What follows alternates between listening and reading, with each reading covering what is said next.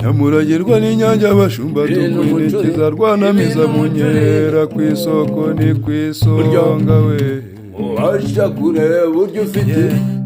uruhara ku mutwe si ubasha kureba igikuru imvi ku mutwe si ubasha kureba igikuru ururayishira burya murebana uruhara ku mutwe si we wabashije urebera uburyo ufite imvi ku mutwe si ubasha kureba igikuru naho urubyiruko n'abana bato barashaka kumenya umuco w'abasokuruza b'intwari bakagira urukundo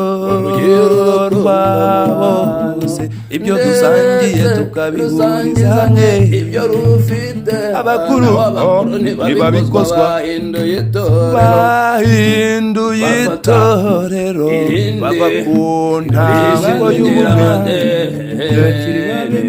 bari mu yandi matorero ntibakiri bane